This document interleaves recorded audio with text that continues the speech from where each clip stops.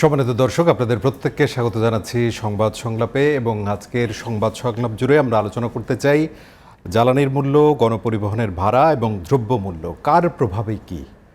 এই আলোচনাটা এই কারণে করছি যে জ্বালানির মূল্য বৃদ্ধি যেভাবে হলো এবং বলাই হয়ে থাকে যে তার কারণে প্রত্যেকটি ক্ষেত্রেই আসলে যে বৃদ্ধি ঘটবে, দ্রব্যমূল্য থেকে শুরু করে গণপরিবহনের ভাড়া তারপর যেভাবে বৃদ্ধি হলো এবং যে ভোগান্তি এখনও চলমান রয়েছে এবং বিনা নোটিসে গণপরিবহন 3 দিন বন্ধ ছিল, সেই কারণে মানুষের ভোগান্তি আপনারা নিশ্চয়ই সেই ভোগান্তির মধ্যে এখনও আছি।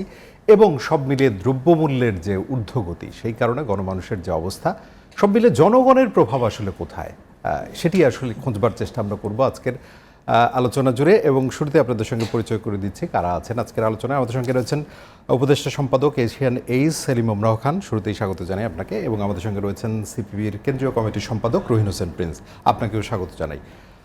জনাব রহিন হোসেন প্রিন্স, আপনার কাছেই আসি।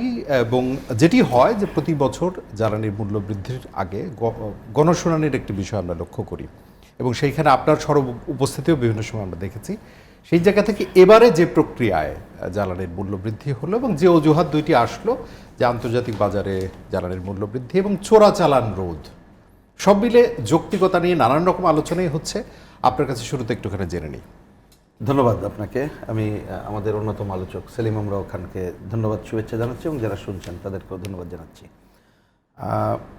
আপনি শুরুতে যেটা বললেন যে জ্বালানির যে কোনো মূল্য বৃদ্ধির জন্য গণশুনানি একটা অপরিহার্য। আমরা অন্ততপক্ষে যতটুকু বুঝি যে আমাদের বিইআরসি তার যে আইন যেটা করা হয়েছে তাতে তাই আছে। যদিও আমি সম্প্রতিকালে দেখছি যে আমাদের সরকারের কারো পক্ষ থেকে ওনারা একটা ব্যাখ্যা দেওয়ার চেষ্টা করছেন যে এই ধরনের ডিজেল এর মূল্য বৃদ্ধির জন্য যাওয়ার দরকার নেই। কিন্তু আমি এটা নিয়ে তর্কে না যেয়ে শুধু একটা কথা বলে দিয়েই শেষ করি।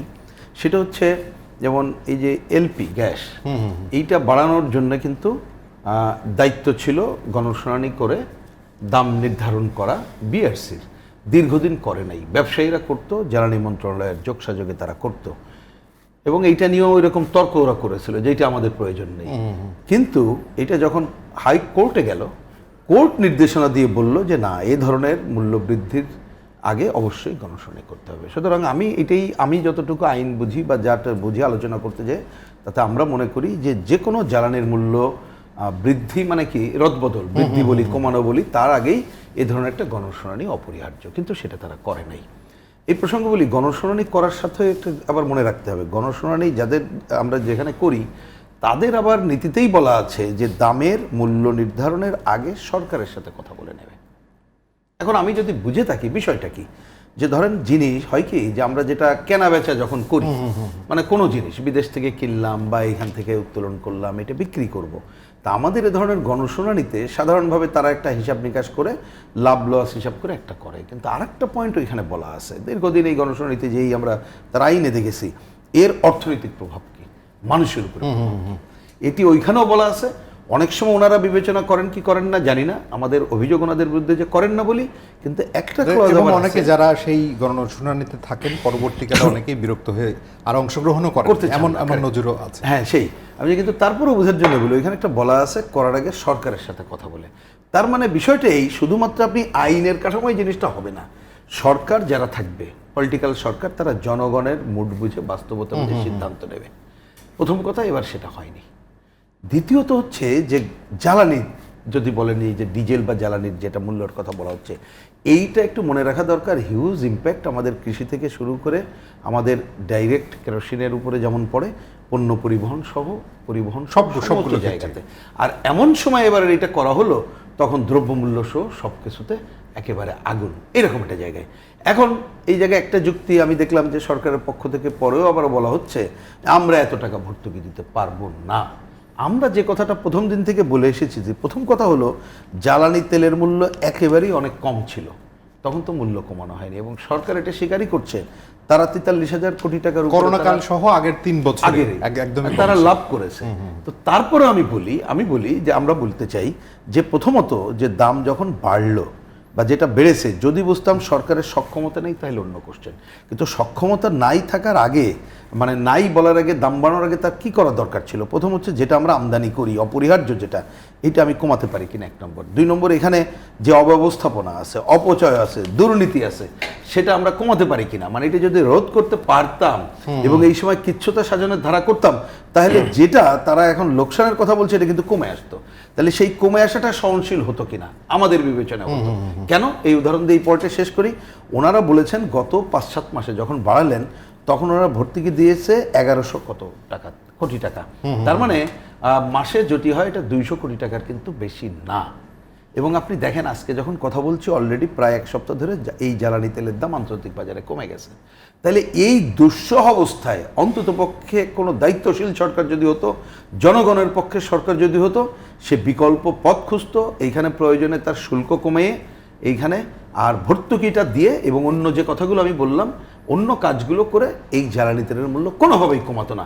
কিন্তু দেখেন জ্বালানি তেল মূল্য বাড়ানোর সাথে সাথে যতটুকু তারা বাড়িয়েছে তার থেকে কয়েক গুণ বেশি যানবাহন সহ বিভিন্ন জায়গায় ভাড়া বাড়িয়ে আমরা জনগণের যত টাকা সরকারের থেকে মানে ডাইরেক্ট পাচ্ছে তার থেকে কয়েক গুণ বেশি জনগণের পকেট কাটার সুযোগটা করে আমরা জনাব সেলিম আবরার খান আপনার কাছে আসি এবং খুব শাশ্বত যে কথা যে তেলের দাম বৃদ্ধিতে কৃষক থেকে শুরু করে নাগরিক মধ্যবিত্ত তার প্রভাব পড়ে এবং দ্রব্যমূল্যের যে ঊর্ধ্বগতি সেটা কিন্তু আগে থেকেই ছিল, তার উপরে আবার নতুন করে হলো।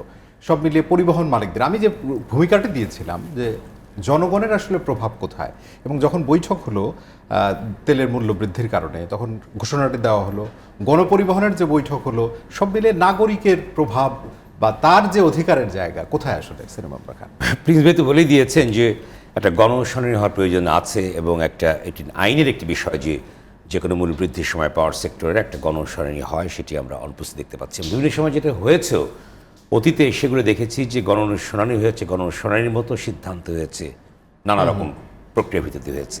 সুতরাং জনগণের যে জনগণ পার্টিসিপেশন কীভাবে হয়, জনগণের পার্টিসিপেশন কিন্তু অর্গানাইজেশনের ভিতর দিয়ে হয়। যেমন প্রিন্স ভাইদের একটা অর্গানাইজেশন আছে, অসংখ্য অর্গানাইজেশন আছে, ভোক্তা অধিকার আছে, তাদের পার্টিসিপেশনের ভেতর দিয়েই কিন্তু জনগণের পার্টিসিপেশন এনশিওর করা হয়।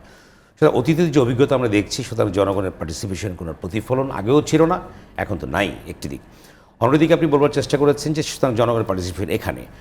প্রিন্স ভাই যে কথাই বলবার চেষ্টা করে আমি নিশ্চয়ই এই বিষয়টি নিয়ে আলোচনা করব, সেটি হচ্ছে যে দ্রব্যমূল্যের যে ঊর্ধ্বগতির কথা আপনি বলেছেন যে দেখুন বিশ্ব অর্থনীতি কিন্তু বাংলাদেশের অর্থনীতি জ্বালানি নির্ভর অর্থনীতি, বাংলাদেশ অর্থাৎ পাওয়ারের উপর নির্ভর করে থাকে। বাংলাদেশের ম্যাক্রো ইকোনমির কিছু ফ্যাক্টর থাকে, ম্যাক্রো ইকোনমির অনেক কিছু ফ্যাক্টর থাকে যারা চালিকা শক্তি যেগুলো থাকে। কিছুদিন আগে বাংলাদেশে কিন্তু মনিটরিং পলিসি করা হয়েছে, এটির সঙ্গে এটি কিন্তু সাংঘর্ষিক। অর্থাৎ মনিটরিং পলিসি করা হয় ফোর্সি করার জন্য, পর্যবেক্ষণ করার জন্য, অর্থাৎ জনকল্যাণে রাষ্ট্র তৈরি জনকল্যাণমূলক ব্যবস্থা। এটি কিন্তু ঠিকাদারি বা ব্যবসায়িক প্রতিষ্ঠান না, রাষ্ট্র। এবং প্রিন্স ভাই কিছুক্ষণ আগে বললেন যে তারা বলেছে আমরা ভর্তি দিতে পারবো না। মনিটরিং পলিসির উদ্দেশ্যটা কি? মনিটরিং পলিসির উদ্দেশ্যটি হচ্ছে যে সরকার যেহেতু জনকল্যাণমূলক একটি প্রতিষ্ঠান, কোথায় ভর্তুকি দিবে, কোথায় না দিবে, কোথায় তাকে করতে হবে সময় মতো রিয়্যাক্ট, এ হচ্ছে তার প্রধান কাজ। সুতরাং সেখানে এই জ্বালানি সেক্টর হঠাৎ করে বাড়িয়ে দিল, এটা তো হতে পারে না। অর্থাৎ মনিটরিং পলিসির সঙ্গে ম্যাক্রো ইকোনমির একটা বড় ধরনের সাংঘর্ষিক সম্পর্ক সৃষ্টি করেছে বর্তমান যারা পলিসি মেকারের পলিসিতে কাজ করছে, যে কোন সময় বাড়াতে হবে। এখন একটি করোনাকাল চলছে, করোনাত্তর অর্থনীতি সারা বিশ্বব্যাপী একটা নাজুক অবস্থা বিরাজ করছে, উৎপাদন খরচ বাড়ছে, মানুষ বেকারত্বের সংখ্যা বাড়ছে। আপনি জানেন যে দারিদ্র্যের পরিমাণ কিন্তু অনেক বেড়েছে, যে আরবানে আমি স্ট্যাটিস্টিক্স দেখছিলাম যে আরবান অঞ্চলে কিন্তু এখন প্রায় 59, অর্থাৎ আরবান যে স্লামস এরিয়া যেটা নগরে যে দারিদ্র্যের যেটা বস্তিতে আছে সেখানে 59% দারিদ্র্য এবং রুরাল এরিয়া হচ্ছে 44% দারিদ্র্য। তাহলে হচ্ছে কি যে করোনাকালীন যে ইম্প্যাক্টটা গ্লোবালি হয়েছে তার ইম্প্যাক্ট কিন্তু আমরা তার ভিতরে নাজুক অবস্থার ভিতরে আছি। এর ভিতরে সরকারের কাজটা কি? অর্থনীতির সহায়ক শক্তি হিসেবে কাজ করা, যে পলিসিকে ফিক্স আপ করে দেওয়া হচ্ছে সরকারের প্রধান কাজ। অর্থাৎ যেখানে আমাদের উৎপাদন ব্যবস্থা চরমভাবে ক্ষতিগ্রস্ত হচ্ছে, ব্যবসা বাণিজ্য ক্ষতিগ্রস্ত হচ্ছে, ক্ষুদ্র মাঝারি শিল্প অনেক প্রতিষ্ঠান বন্ধ হয়ে গেছে, সেখানে কি দরকার ছিল? মনিটরিং পলিসি কিংবা সরকার দরকার ছিল, অর্থাৎ তাদের পাশে দাঁড়ানো। এই পাওয়ার পলিসি নিয়ে যদি সরকার তাদের পাশে দাঁড়াতো, প্রিন্সিপাল স্পষ্ট বলেছেন, আমি সেটা বলবার জন্য এসেছি যে আপনারা কি গত 5 বা 10 বছর কি ব্যবসা করেননি? ব্যবসা তো করেছেন। তাহলে এখন যে একটা নাজুক পরিস্থিতি বিরাজ করছে, তখন কি দরকার ছিল? মনিটরিং পলিসি মেকারদের দরকার ছিল যে কোথায় ভর্তুকি দিতে হবে, কোথায় দিতে হবে না। এখন এই নাজুক অর্থনীতির অবস্থার ভিতরে যদি সরকার জ্বালানি খাতে ভর্তুকি দিত, তাহলে আপনার ক্ষুদ্র শিল্প, মাঝারি শিল্প এবং পরিবহন সেক্টর সব জায়গায় কিন্তু দামগুলো স্থিতি অবস্থায় মোটামুটি থাকতো না, কারণ গ্লোবালি সব কিছু বেড়ে গেছে। এর ফলে আমাদের ম্যাক্রো ইকোনমিগুলো সুস্থিত থাকতো, একটি দিক। আরেকটি দিক হচ্ছে, দেখুন যে বলা হয় যে বাংলাদেশ IMF-এর যে একটা স্ট্যাটিস্টিক্স আছে সেখানে 44তম স্পিডি ইকোনমি, কিন্তু বাংলাদেশের অর্থনীতি কিন্তু কোনো অর্থাৎ কোনো সেটেলমেন্ট স্থিতিতে অবস্থায় নাই। এখানে ট্রেড ওরিয়েন্টেড বিজনেস কিন্তু সবচেয়ে বেশি। আর এখানে যে কিছু গার্মেন্টস সেক্টর গড়ে উঠেছে, এরা কিন্তু ঋণের ভারে জর্জরিত, একটি জিনিসও কিন্তু বাংলাদেশে উৎপাদন হয় না, তাই না? গার্মেন্টস সেক্টরে যদি পুঁজিগুলোকে টান দেন ব্যাংক, দেখবেন ওখানে কিছু নেই। বেসিক্যালি বাংলাদেশে ভারী ইন্ডাস্ট্রি যেটা বলতে বোঝায়, ওদের ইন্ডাস্ট্রি নেই। ফটকা বিজনেস যেটা বলে মার্কেন্টাইল পুঁজি, যেটাকে বলা হয় ফটকা বণিক পুঁজির প্রভাব ব্যাপকভাবে হওয়ার ফলে আজকে পলিসি লেভেল। সেলিম, আমরা ওখানে একটি জিনিস সংযুক্ত করি। আমি পড়ছিলাম একটা প্রতিবেদনে যে এই অর্থ বছরে আপনি যদি হিসাব করেন, সেক্ষেত্রে রাজস্ব আদায়ের কথাই বলেন আর পোশাক পণ্য রপ্তানির কথাও বলেন, সেখানে কিন্তু প্রবৃদ্ধি যেটা, সেটা কিন্তু ঊর্ধ্বমুখী, সেটি অবনমন ঘটেনি। এই অর্থ বছরের কথা বলছি। সেই জায়গা থেকে যে অজুহাতে, এবং আমাদের মাননীয় প্রধানমন্ত্রীও কিন্তু বলেছেন যে আর কত ভর্তুকি দেওয়া সম্ভব, এবং ওই যে বিপিআরসি যে প্রতিদিনের যে ভর্তুকি, সেটি কিন্তু 20 কোটি টাকার মতো আমরা দেখেছিলাম।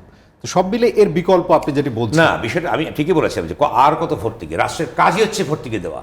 মনিটরিং পলিসির কাজ, যারা নীতি নির্ধারণী, তাদের কাজই হচ্ছে কোথায় কখন ভর্তুকি দিতে হবে, কখন দিতে হবে না, কোথায় লাগাম টেনে ধরতে হবে, কখন দিতে হবে না। আমি বলছি করোনা উত্তর এই পরিস্থিতিতে আপনার ক্ষুদ্র ইন্ডাস্ট্রি, যদি আপনি কয়েকটা ইন্ডাস্ট্রি বেড়েছে, প্রবৃদ্ধি বেড়েছে, কিন্তু আপনি যদি হিসাব করে শুভঙ্করের ফাঁকি, অর্থাৎ তারা যে স্টাইলে যে প্রোডাকশন কস্ট নির্ধারণ, যারা গার্মেন্টস করে তারা জানে, তাদের যে প্রোডাকশন কস্ট আসে এবং তারা যেভাবে রপ্তানি করছে, প্রফিট কিন্তু বেশি নাই ওখানে। অর্থাৎ কাজ বেড়েছে, ভলিউম বেড়েছে, কিন্তু প্রফিটেবল নেই। মানে আপনি যে আপনি দিলেন, যেটি প্রণোদনা যে প্যাকেজগুলো দিলেন, আপনি এটি কী ধরনের পলিসি বুঝলাম না, যে একটি বছরের জন্য প্রণোদনা প্যাকেজ দিলেন 1000 কোটি টাকা, এখন সরকার বলছে যে টাকাটা ফেরত দেওয়া সম্ভব। এটি সব কিছুই তো উলটপালট হয়ে যাচ্ছে। সুতরাং এখানেই বিষয়, অর্থাৎ আর আপনার ব্যক্তিগত উন্নয়ন যদি হয়, অর্থনৈতিক উন্নয়ন, কয়েকটা প্রতিষ্ঠানের ব্যক্তিগত উন্নয়ন, কিন্তু একটা রিসার্চ আছে যে এটি ইনইকুয়ালিটি কমাবে না। আপনি ব্যক্তিগতভাবে মিস্টার অমক একটা ইন্ডাস্ট্রিতে প্রচুর পরিমাণ প্রফিট করছে, কিন্তু সমাজের ইনইকুয়ালিটি যেটি বৈষম্য, সেটা কিন্তু কমাবে না। এটা কমানোর দায়িত্ব হচ্ছে সরকারের। অর্থাৎ বড় ফ্যাক্টরি ব্যবসা করছে, আপনি ইলেকট্রিসিটি চোরাগলি ভেবে বেরিয়ে দিয়েছেন। করোনার সময় কিন্তু ইলেকট্রিসিটি বেরিয়ে দিয়েছে, এটা গরমের সময় কিন্তু দূরের কথা, অনেকেই জানে না। এরপরে অসংখ্য ক্ষুদ্র ইন্ডাস্ট্রি, ছোট ছোট ইন্ডাস্ট্রি বন্ধ হয়ে গেছে। প্রিন্স ভাই আরো ভালো বলতে পারবেন, যদি গণসংগঠনের সাথে জড়িত। আমরা সরকারের পলিসিটা এই মুহূর্তে বেছে নেওয়াটা সম্পূর্ণ হলো। এখন দরকার ছিল কি, ইকোনমিকে সচল রাখা, ক্ষুদ্র ইন্ডাস্ট্রিকে সচল রাখা। আপনি জবাব দিন যে এই যে স্লাম এরিয়ায় যে 59% যে দারিদ্র্যের পরিমাণ বাড়লো, টোটালি বাংলাদেশে দারিদ্র্যের পরিমাণ বেড়ে গেছে, অর্থাৎ মধ্যবিত্ত, নিম্ন মধ্যবিত্ত হচ্ছে, নিম্ন মধ্যবিত্ত দারিদ্র্য হচ্ছে, এর জবাবটা কি আছে আপনাকে বলেন। আমরা বড় রহিন হোসেন প্রিন্স, আপনার কাছে এই জায়গাটা আসি। সেটি হলো যে এইবারে যে বাজেট হলো, তার আগে কিন্তু অর্থনীতি বিশ্লেষক যারা আছেন, অর্থনীতিবিদ, তারা বলছেন যে নতুন করে দারিদ্র্যের একটা বড় সংখ্যা কিন্তু এসছে, এবং সেটি বাজেটেও নতুন করে ভাবনার কথাও বলা ছিল, কিন্তু সেই ভাবনার কোনো পরিলক্ষণ আমরা দেখি নাই। তো সেই জায়গা থেকে নতুন করে দ্রব্যমূল্যের বৃদ্ধি এবং পরিবহনের নিয়ে যে সমস্যাটা হলো, সেক্ষেত্রে এখন এই অ্যাড্রেস করা ছাড়া শুধুমাত্র আমি দায় এড়িয়ে চললাম, সেটি আসলে সামনের দিকে খুব ভালো বার্তা দেয় কি না? আমার মনে হয় আপনি যেটা বললেন যে ভালো বার্তা দেয় কি, এই প্রশ্নের উত্তরটা যদি অন্যভাবে একটু ভাবি, ঠিক আছে, আমাদের কথা বাদ দিলাম, ফলাফলটা কি? মোটেই ফলাফল ভালো না, এটি একটি হচ্ছে মূল কথা। কিন্তু এবার কয়েকটা ভিত্তির একটু আলোচনা করতে চাই। এখানে সেলিম আমরাও খান খুবই গুরুত্বপূর্ণ কতগুলো ভিত্তি আলোচনা করেছেন আমার বিবেচনায়। জি, এবং এইটা হয়তো অনেকে, আমি জানি না যে এইভাবে বিবেচনা করে কিনা। এখন করে না এই কারণে আমার যদি বুঝটা হয়, সেলিম আমরাও খান যখন আলোচনা করছেন, সেটা করছেন কিসে থেকে? জনগণ তার বাস্তবতা এবং তাকে রিলিফ দেওয়া, ওই বিবেচনা থেকেই ওনার আলোচনার ভিত্তিগুলো একটু খেয়াল করবেন। কিন্তু যদি আপনি জনগণকে ভিত্তি না ভেবে ভাবেন ব্যবসায়ী কমিশনভোগীদের আপনি সুবিধা দেবেন, তাহলে আপনার চিন্তা অন্য থাকবে। দেখুন, প্রসঙ্গক্রমে বলতেই হয়, এই করোনাকালে দারিদ্র্যের কথা তো উনি বললেন, এটা তো ওনার আমার তথ্য না, এটা বলা যায় সরকারি সংস্থা, তাদেরই পরিসংখ্যান এবং বাস্তবতাই।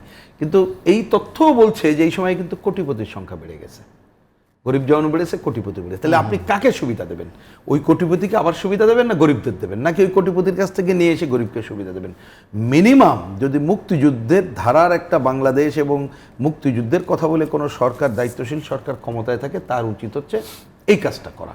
কিন্তু সে করছে না কতকগুলো কারণে, বরঞ্চ কতকগুলো দেখেন ভুল তকমা বোধহয় হাজির করা হয়। যেমন একটা ধরুন, এখানে প্রবৃদ্ধির কথা হলো, আমি প্রসঙ্গক্রমে বলছি। প্রবৃদ্ধি, আমি ইকোনমিক্সের ছাত্র না, কিন্তু এটা একটা বিখ্যাত ইকোনমিক্সরা এরকম করে গল্পও করেন যে ধরুন আমরা দুজন চলাফেরা করছি, একটা মরা ইঁদুর। এখন আপনি বললেন যে মরা ইঁদুরটা যদি তুমি খেতে পারো তোমাকে 100 টাকা দেবো। তা আমি খেয়ে ফেললাম, 100 টাকা আমি পেলাম, এই 100 টাকা আবার অন্য জায়গায় দিলাম। তো এটা নাকি অর্থনীতির গতি সঞ্চালন হয়, কিন্তু এটা কি প্রকৃত অর্থনীতি? মোটেই না। ওই যে যেটা উনি বললেন যে এখন যেটা আপনি প্রবৃদ্ধি যেটা দেখছেন তা ফটকা পুঁজি এবং উদ্যোগকে সামনে রেখে, এটা মনে রাখতে হবে, যার ভিত্তি দুর্বল ভিত্তি। সুতরাং এই দুর্বল ভিত্তিতে আপনি এত আশা করে লাভ নেই। কিন্তু দরকার যেটা, এই দুর্বল ভিত্তির উপরিও আমাদের যারা এই অর্থনীতিকে সচল করে রেখেছে তাদেরকে রিলিফ দেওয়ার চিন্তা যদি থাকতো, তাহলে সরকার এই আচরণটা করতে পারতো না। এটাই হচ্ছে আমি দেখছি যে সবচেয়ে বড় সমস্যা। এবং এই যে প্রসঙ্গক্রমে আবার বলি, কারণ আপনি এটি টাইটেলেই করেছেন যে এইখানে জনগণের প্রভাব কোথায়। আসলে জনগণের কথা তো ভাবতে হবে সরকারকে, কিন্তু সরকার সেটা ভাবছে না। আবার একটু উদাহরণ দিই, গণশুনানি ধরেন, গণশুনানিতে আমরা গেলে আমাদের কথা গণশুনানিতে না শুনলেও আপনাদের মিডিয়ার মাধ্যমে নানাভাবে জনগণ জিনিসটা জানতে পারত। জনগণ কিন্তু তাদের মতটা দিত। হ্যাঁ, মত দেওয়ার পরে যদি একটা দায়িত্বশীল সরকার হতো, জনগণের বডি ল্যাঙ্গুয়েজ বুঝে সে ডিসিশনটা নিত। এইবারে এমনভাবে করা হলো, সে একচেটিয়া প্রচার প্রপাগান্ডা করলো, কিন্তু জনগণের উপরে প্রভাবটা আরও খারাপ পড়ছে। যে খারাপটা আপনি দেখেন, এই যে ডিজেল যত হয় তার অর্ধেকেরও বেশি, সম্ভবত প্রায় 63% ব্যবহৃত হয় আমাদের কৃষিক্ষেত্রে। যে কৃষি সেচ এবং এই জায়গাগুলোতে, মানে মূল কৃষিতে, তাহলে এইখানে যদি তার উৎপাদন খরচটা বেড়ে যায়, কৃষি উৎপাদন যদি ব্যয়টা বাড়ে, দামও বেড়ে যাবে, তো এইটা কি সামলানোর ক্ষমতা আছে বাংলাদেশের সাধারণ মানুষের? তাহলে এইখানে আর একটা হজবরল হয়ে যাবে। এবং এই তো বললাম যে পরিবহনে যেটা আপনি দেখলেন যে যেটা বাড়ানো হলো, আমি উদাহরণ দিই, ধরেন কথার কথা তারা মনে করলো, ও এটা আরেকটা বলা উচিত যে 20 কোটি টাকা প্রতিদিন, এইটাও যথাযথ না কেন আমরা বলি, এইটা আমি দেখলাম যে এটা আমি একটা আলোচনায় ছিলাম, সেইখানে আমাদের এই যে পেট্রোলিয়াম কর্পোরেশনের চেয়ারম্যান সাহেব এটা বললেন, কিন্তু উনি বললেন অক্টোবরের একটা বিশেষ দিনকে ধরে। কিন্তু আপনি যে সময় সার্বিকভাবে যে বললাম, ওনারা তো 5-6 মাসে বলছে 1100 কত কোটি টাকা, তার মানে মাসে গড়ে কিন্তু মাত্র 200 কোটি টাকার মতো ভর্তুকি দিয়েছে। তখনই তারা এটা বলছে নাস্তানাবুদ অবস্থা। তাহলে কি আমাদের অর্থনীতি এত খারাপ? বোধহয় এটা খারাপ না। এবং আরেকটাও কথা বলতে হয়, যদি বুঝতাম অর্থনীতি খারাপ, তাহলে আমাদের অনেক মেগা প্রজেক্ট অনেক জায়গাগুলো আছে, সেইটা আমরা দরকার হলে কাটছাঁটও তো করার বিবেচনা করতে পারি জনগণের স্বার্থে হলে। তাহলে করছি না কেন?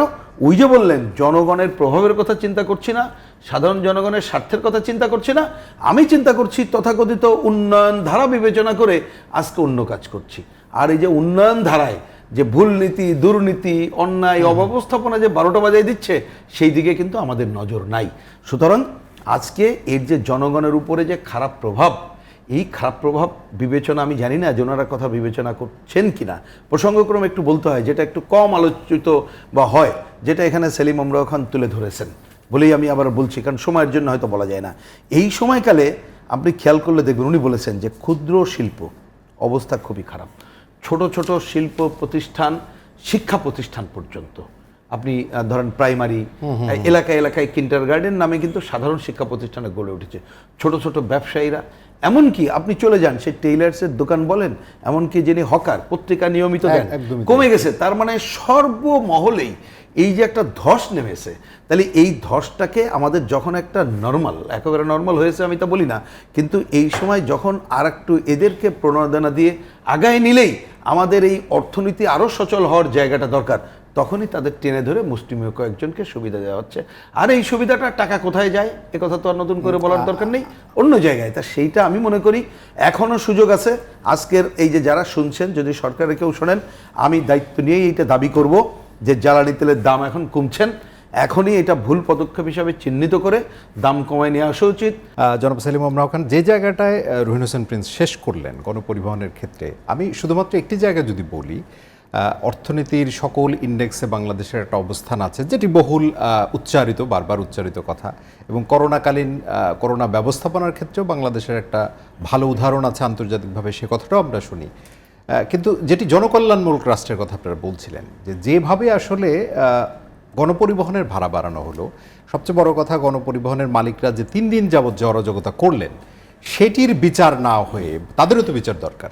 তারা যে এই কাজটা করলেন উইদাউট এনি নোটিস, সরকারের সাথে আলোচনা বা জনগণের কাছে কোনো জবাবদিহিতার বাইরে, সেটি না নিয়ে তাদের যে ভাড়া এবং যে ভাড়াটি বাড়ানো হয়েছে তার চেয়ে আরও বেশি পরিমাণে নেওয়া হচ্ছে, এর জবাবদিহিতা আসলে কোথায়? আসলে আপনি একটা জায়গায় বলেছেন যে গণপরিবহনের ভাড়া আবার বাড়ানো হয়েছে। আমি বিষয়টিকে কিন্তু এটা একটি সেগমেন্ট, কিন্তু যে গণপরিবহনের ভাড়া বাড়ানো হয়েছে, তারা কোথাও কোথাও 30% 50%ও ভাড়া নিচ্ছে। কিন্তু বিষয়টি কিন্তু শুধু গণপরিবহনের ভিতরে সীমাবদ্ধ নেই। এই ডিজেলের দাম বাড়ানোর ফলে যেটা হয়েছে, উৎপাদন খরচ বেড়েছে। যখন আপনি একটা এলাকা থেকে কিছু সবজি আসবে, তখন গণপরিবহনের পণ্যর দাম বেড়ে গেল। যখন কৃষক সে উৎপাদন করবে, অর্থাৎ উৎপাদন ব্যয় বেড়ে গেছে। উৎপাদন ব্যয় বেড়ে গেছে, যে পেরিফেরিতে অর্থাৎ একদম নিম্ন স্তরে প্রোডাকশন কস্ট বেড়ে গেছে, পরিবহন কস্ট বেড়েছে, উৎপাদন খরচ বেড়েছে, এবং মানুষের যারা ভোক্তা তাদের ইকোনমিক যে ক্যাপাসিটি, যে আয়ের অর্থাৎ ব্যয় করার যে ক্ষমতা যেটাকে বলা হয় পারচেজিং ক্যাপাসিটি, সেটা কিন্তু কম, কিন্তু এটা বেড়ে গেছে। এর ফলে কি হচ্ছে? এর ফলে ভয়াবহ একটি অবস্থার দিকে আমরা এগোচ্ছি। আমি আপনাকে উদাহরণ দিচ্ছি। এই সম্প্রতি দেখেন যে আমরা কোন অবস্থায় তেলের দাম বাড়ানো হলো। তেলের দামের সাথে যদি পরিবহনের ব্যবসার সম্পর্ক জড়িত না, টোটাল উৎপাদন ব্যবস্থার একদমই তাই। এবং গভর্নমেন্টের যে কাজটি করা দরকার ছিল সেটা হচ্ছে ব্যাকআপ দেওয়া, অর্থাৎ যেখানে বেড়ে গেল উৎপাদন খরচ সেটাকে লাগাম টেনে ধরা, সেখানেই হচ্ছে রিসার্চের কাজ। দেখেন করোনা উত্তর অর্থনীতিতে আমাদের কি হলো, যে 2.4% মিলিয়ন, অর্থাৎ প্রায় 2.5 কোটি 3 কোটি লোক, যেটা পরিসংখ্যান কিন্তু আরও বেশি আমি জানি, 3 কোটি লোক বাজারে দরিদ্র হয়ে গেল, অর্থাৎ 1 বছর দরিদ্র হয়ে গেছে। এবং টোটাল পপুলেশনের 21.2% টোটাল পপুলেশন দরিদ্র হয়ে গেল। অ্যাকুইট প্রপার্টি লেভেল যেটাকে বলা হয়, অতি দরিদ্র সংখ্যা মাননীয় প্রধানমন্ত্রী কিন্তু বেশ খানিকটা কমিয়ে এনেছিলেন, সেটার পরিমাণ কিন্তু বেড়ে গেছে। অর্থাৎ আপনি জনগণের যে ইম্প্যাক্টগুলো হলো, তাহলে কি হলো, উৎপাদন করে বেড়ে যাওয়ার ফলে মানুষ বেকারত্বের সংখ্যা বাড়লো, দারিদ্র্যের সংখ্যা বাড়লো, অতি দরিদ্রের সংখ্যা বাড়লো, ইন্ডাস্ট্রিগুলো বন্ধ হলো, তাই না? এ তো শুধুমাত্র একটা গণপরিবহনের সাথে সম্পৃক্ত না, টোটাল প্রোডাকশন মেথডের সঙ্গে সম্পৃক্ত। এর ফলে কি হলো, অর্থনীতির নাজুক অবস্থাতে পড়ে গেল। এবং যারা বলে, দেখুন যে জেফারসনের একটা, আপনি জানেন যে জেফারসনের যে কনস্টিটিউশন ছিল সেটা কিন্তু কার্ল মার্কস প্রভাবিত হয়েছিল। প্রিন্স ভাই ঠিক কেনা বলে খুব প্রভাবিত ছিল। সেখানে বলা হয়েছে মানুষের 3টি অধিকার নিশ্চিত করতে হবে: জীবন, মুক্তি এবং ভালো থাকবার অধিকার। এই 3টির কমিটমেন্ট দিয়ে একটি গণতান্ত্রিক প্রক্রিয়া একটি সরকার ক্ষমতায় আসে, সেবক হিসেবে থাকবে। এই 3টি প্রপোজিশনের একটির যদি ব্যত্যয় ঘটে, অর্থাৎ সেবক যদি শাসকে রূপান্তরিত হয়, বাংলাদেশের পার্সপেক্টিভ বলছি না, তবে সেই ব্যবস্থাকে লণ্ডভণ্ড করার অধিকার রাখে জনগণ, নিশ্চয়ই প্রিন্স ভাই জানা আছে। এবার আমার কাছে মনে হচ্ছে, দেখুন আমরা এখন ছোট্ট করে যদি আমি সাধারণ করে একটু বুঝবার চেষ্টা করি, আপনি শেষ কথায় যেটি বললেন যে যদি এইরকম অধিকারগুলো নিশ্চিত না হয়, তাহলে আসলে কথাগুলো উঠবে কোত্থেকে? আপনি শুরুতে ছোট করে, আমি ছোট পরিসরে যদি বলি, যে গণপরিবহনের ভাড়ার ক্ষেত্রে যাত্রী কল্যাণ সমিতি নামক একটা সংস্থার বাইরে আর কাউকে আমরা দেখি না। আপনি বলছিলেন যে দ্রব্যমূল্যের ঊর্ধ্বে, সেখানে ভোক্তা অধিকারের বাইরে কোনো কাউকে দেখি না। এবং ভোক্তা অধিকারের যিনি দায়িত্বে আছেন তাকেও আমি প্রশ্ন করেছি এই শোতেও, তিনি বলেছেন আমাদের আইনগতভাবে তাদের যে আইন আছে সেখানে খুব বেশি কিছু করবার নেই। তাহলে আসলে কথাগুলো উঠবে কি? আচ্ছা, বিষয়টা হচ্ছে কোথাও উঠবে। দেখুন আমি সেখানেই যাচ্ছিলাম, যে ভোক্তা অধিকার কিংবা এই পলিটিক্যাল অর্গানাইজেশন, এরা তো দায়বদ্ধ না জনগণের কাছে, এতটা দায়বদ্ধ না। দায়বদ্ধ হচ্ছে যে গণতান্ত্রিক সরকার, যেহেতু এই গণতান্ত্রিক ব্যবস্থায় রাষ্ট্র কাঠামোতে, অর্থাৎ জনকল্যাণমূলক রাষ্ট্র কাঠামোতে এটি, এর দায়িত্ব তো সরকার করবে, তারা পলিসি নির্ধারণ করে তারা করবে, দায়িত্ব সবচেয়ে বেশি তাদের, তাই না? সুতরাং তারা যদি রেসপন্সিভ না হয়, তাহলে ধরেন ভোক্তা অধিকার কিংবা যারা গণপরিবহন সমিতি, প্রিন্স ভাইয়ের সিপিবি, অমক, এগুলোর কোনো কাজ হবে না। চেতনাটা আসতে হবে যারা রাষ্ট্রে পরিচালনা করেন তাদের থেকে, যারা পলিসি করেন তাদের থেকে। আপনি আমাকে একটা জবাব দেন যে কোন ফাইন্ডিংসের ভিত্তিতে, কোন রিসার্চের ভিত্তিতে বাংলাদেশের টোটাল ম্যাক্রো ইকোনমিকের যে বর্তমান চিত্র, কিসের ভিত্তিতে এই জ্বালানিতে বৃদ্ধি করা হলো? রিসার্চ আছে, আমাকে দেন তো, যে কি ইম্প্যাক্ট হতে পারে, কোনটার দাম বাড়তে পারে, জনগণের কি অবস্থা হতে পারে, আমাকে রিসার্চ দেন। জনগণ বেয়ার করতে পারবে, জনগণের কাছে কোনো রকমই আসলে আমাকে দেন যে এরকম একটা রিসার্চ ফাইন্ডিং আছে যে এই টেম্পোরারি করা হয়েছে, এই ইম্প্যাক্ট হবে গভর্নমেন্ট এই জনকল্যাণমূলক রাষ্ট্রে, অর্থাৎ যারা পলিসি নির্ধারণ করছে তারা এই জিনিসগুলোকে এইভাবে ওভারকাম করাবে, এরকম কোনো পলিসি আছে? আমার মনে হয় যে কারো মনে হয়েছে এটা বাড়ানো দরকার, বেড়াই দেবে। আমার কাছে এরকম মনে হয়। অর্থাৎ এর পিছনে প্রত্যেকটা জনকল্যাণমূলক রাষ্ট্রে কিন্তু প্রত্যেকটা জিনিসে রিসার্চ থাকে, যে আমি আজকে এই কাজটা করবো, তার ইম্প্যাক্টটা কী হবে। আমার কত লোক উপকৃত হবে, কত লোক ক্ষতিগ্রস্ত হতে পারে, এই সমস্তগুলো থাকে। কিন্তু আমি তো, আমার মনে হয়, আমি অর্থনীতির ছাত্র না, যেহেতু রাজনীতির সাথে সম্পৃক্ত আমরা ছিলাম বা আছি, বা সোশ্যাল সায়েন্সের সঙ্গে আমরা জড়িত, কিন্তু আমার কাছে এটি মনে হয়। আর একটা দিক হচ্ছে যে জিনিসটা পড়বে, দেখেন সোশ্যাল ইম্প্যাক্ট যেখানে পড়তে পারে, সেটা হচ্ছে যে আপনার ছোট ব্যবসা প্রতিষ্ঠান তো বন্ধ হবেই, হচ্ছে বন্ধ, খুব চাপ, মানে ইলেকট্রিক বিলে প্রচণ্ড চাপ, লেবার ওয়েজ বেড়ে গেছে, প্রোডাকশন কস্ট এই যে বেড়ে গেছে, যার ফলে বন্ধ হচ্ছে, দারিদ্র্য বাড়ছে। আরেকটা হচ্ছে যে সামাজিক দ্বন্দ্ব, যেটা সোশ্যাল কনফ্লিক্ট, এটি কিন্তু বেড়ে যাবে, এবং ল অ্যান্ড অর্ডার এটা কিন্তু ডিটেরিয়েট করার সম্ভাবনা আছে। যদি ধরেন মানুষের চাকরি না থাকে, প্রতিষ্ঠান বন্ধ হয়ে যায়, গণপরিবহন ভাড়া বাড়ে, প্রোডাকশন কস্ট বেড়ে যায়, মানুষের জীবনযাত্রা তো একটা নাভিশ্বাস উঠবে, তখন কিন্তু ল অ্যান্ড অর্ডার সিচুয়েশন যেটি, এটি ক্ষতিগ্রস্ত হওয়ার সম্ভাবনা আছে। এর ফলে আরও একটা যে জিনিসটা হবে, মানুষ হবে অদৃষ্টবাদ। ঠিক। অদৃষ্টবাদ হওয়ার ফলে কী হবে জানুন? সেই মানুষগুলো জঙ্গিবাদের সাথে সম্পৃক্ত হতে পারে। মাল্টি সোশ্যাল ইম্প্যাক্ট কিন্তু অনেক গভীরে এটি, অর্থাৎ জঙ্গিবাদ হতে পারে এখানে। অর্থাৎ ধর্মের অপব্যাখ্যা তো আছেই, আমরা ইউটিউবে দেখতে পাচ্ছি, নানা রকম ব্যাখ্যা বিশ্লেষণ আমাদের পবিত্র ধর্মগুলোর দেওয়া হয়। এর ফলে কিন্তু দেখবেন যে এই পরিমাণ বেড়ে যেতে পারে, জঙ্গিবাদের উত্থান হতে পারে, অ্যানার্কি বাড়তে পারে, অনেক কিছু হতে পারে। সোশ্যাল ইম্প্যাক্টটা অনেক ভয়াবহ। জনাব নূর হোসেন প্রিন্স, এখান থেকে আসে বিষয়টা কি এরকমভাবে আপনি দেখেন কিনা, এবং সুদূর প্রসারী একটা ব্যাখ্যাও কিন্তু দিচ্ছিলেন সেলিম আমরাও খান। কিন্তু যেটি বলা হয় যে এক ধরনের, আমি সরকারের জায়গা থেকেও কথাটা বলি, সেটি হলো যে বাংলাদেশের নানান কারণে এখন যেহেতু একটি স্বর্ণালী জায়গায় গেছে, রোল মডেলের জায়গায় গেছে, সুতরাং সেটিকে পেছানোর জন্য এই আলোচনাগুলো করা হয়। আসলে কি সেই রকম? যদি আমরা এই সাম্প্রতিক বিষয়গুলোও যদি নেই, সব মিলিয়ে জনগণের কথা, জনকল্যাণমূলক রাষ্ট্রের কথা আপনারা বারবার বলছেন, কিন্তু রাজনীতি জায়গা থেকে আপনাদের সংগঠন বা আরও, আমি যাত্রী কল্যাণ সমিতির যিনি আছেন তাকেও প্রশ্ন করেছিলাম যে এই পরিসরটা বাড়ানো গেল না কেন? মেইন কথা, সরকারের প্রতি এক ধরনের চাপ প্রয়োগ করতে হবে। আমরা সরকারের বিরুদ্ধে নই, কিন্তু চাপ প্রয়োগটাও তো জরুরি। সেটি হচ্ছে না কেন বড় আকারে? না, আমি এই ওভারঅল আপনার এই প্রশ্ন সহ আলোচনায় 2-3টা পয়েন্ট একটু বলি। একটা আবার একটু রিপিট করছি, এখানে সেলিম আমরাও খান কিন্তু অনেক গভীরের অনেক আলোচনা করেছেন, এবং যে এর যে মাল্টি ইফেক্ট, সোশ্যাল ইফেক্ট, অন্যান্য বিষয়গুলো বলেছেন, এটা হিসাবের মধ্যে নেওয়া দরকার। এবং গুরুত্বপূর্ণ কোনটা, একটা দেখেন যে উনি ওনার সিনসিয়ার জায়গা থেকে একটা আদর্শ সরকার, জনগণের স্বার্থে অন্তত পক্ষে তার কি করণীয়, এই বিবেচনা থেকে করছে। তাহলে হচ্ছে না কেন? এর একটা উত্তর, এই সরকার জনগণের প্রভাব চিন্তা করছে না, চিন্তা করে ব্যবসায়িক প্রভাব চিন্তা করছে, এবং মনে করছে যে সে অনেকগুলো তথাকথিত প্রজেক্ট এইগুলো পরিচালনা করবে, যে কোনোভাবে তার টাকাটা আয় করতে হবে, মাথায় সেইটা। সুতরাং যার জন্য যেটা উনি আদর্শ সরকার বা মিনিমাম জবাবদিহিতার যে সরকার চিন্তা করছে, সেটা করে না বলে এইগুলো হচ্ছে।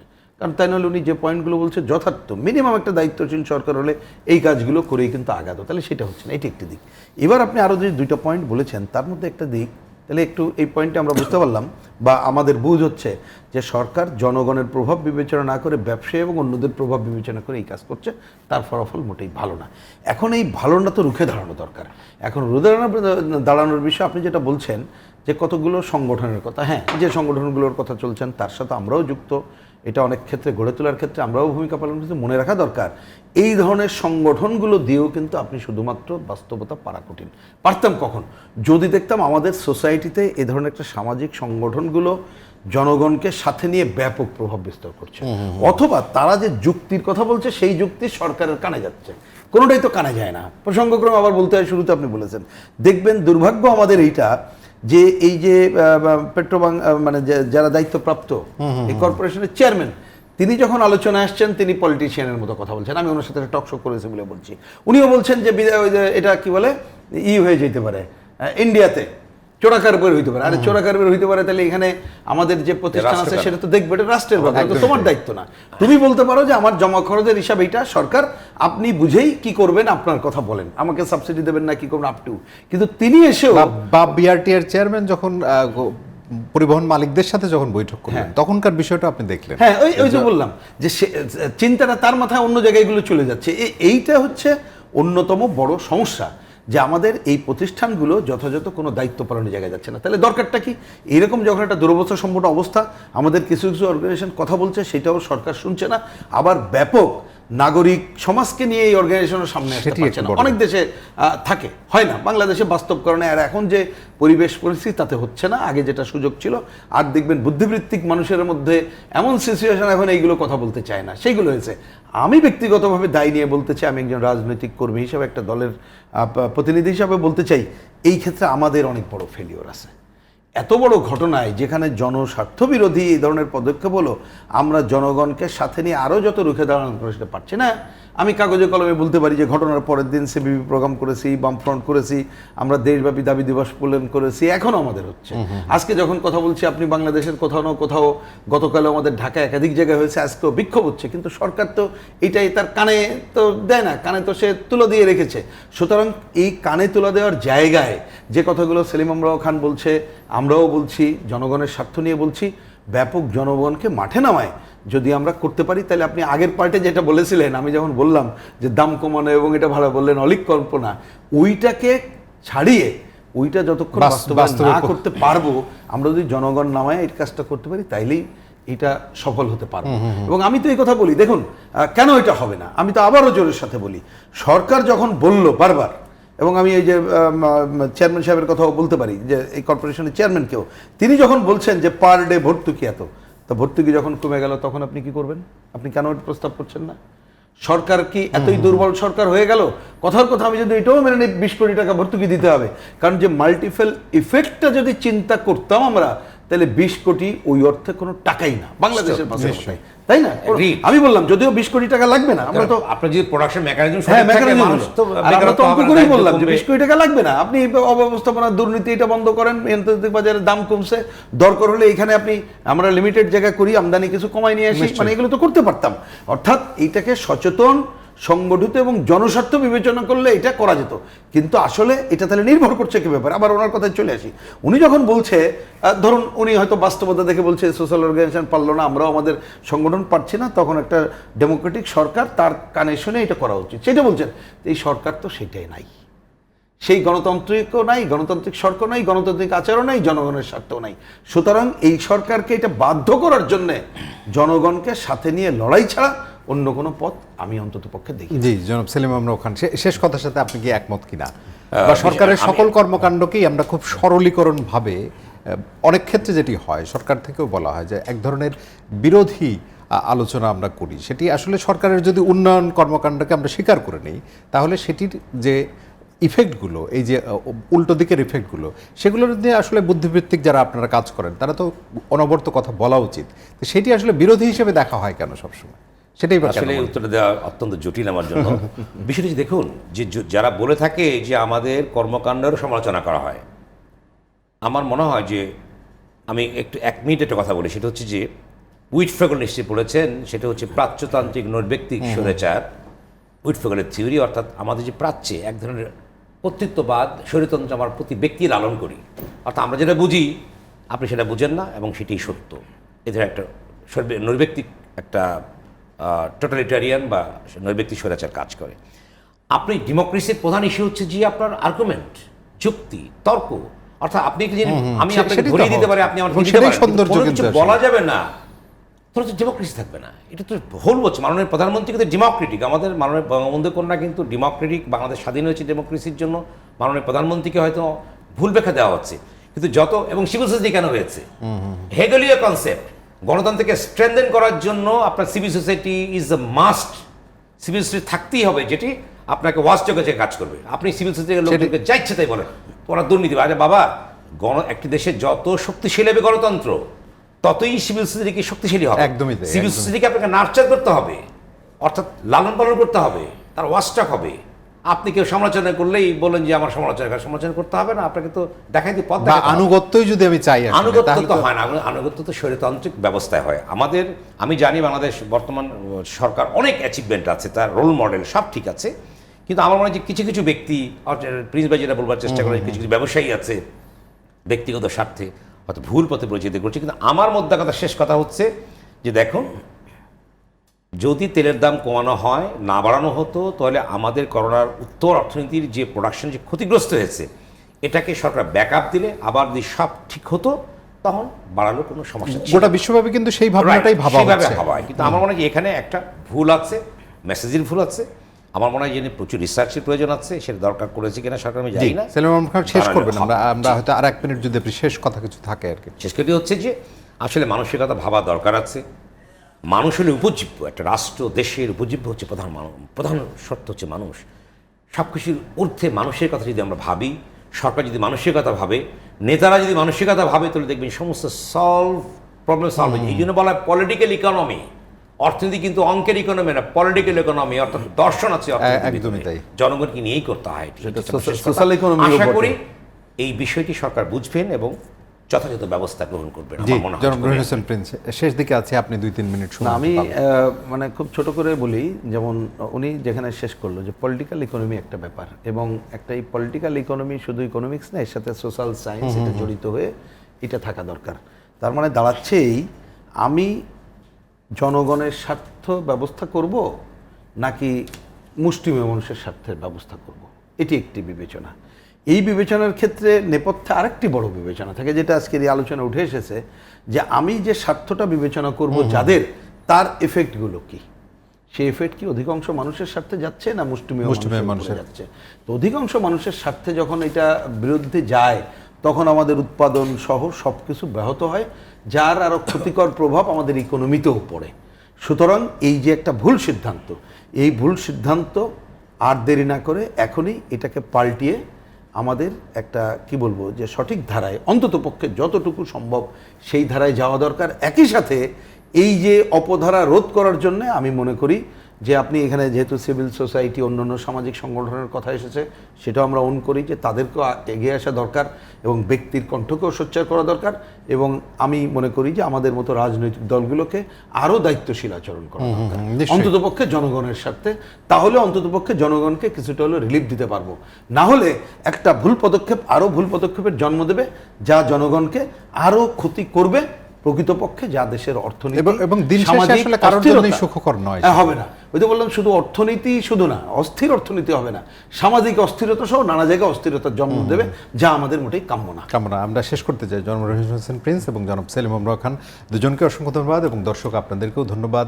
নিশ্চয়ই এই আলোচনাগুলো যে শিরোনাম আমরা করেছিলাম, যে আমরা আসলে জনগণের প্রভাবটাই দেখতে চাই। গণতান্ত্রিক রাষ্ট্রের কথা আমরা বলি এবং জনকল্যাণমূলক রাষ্ট্রের কথা যদি বলি, তাহলে জনগণই তো সেখানে মূল শক্তি।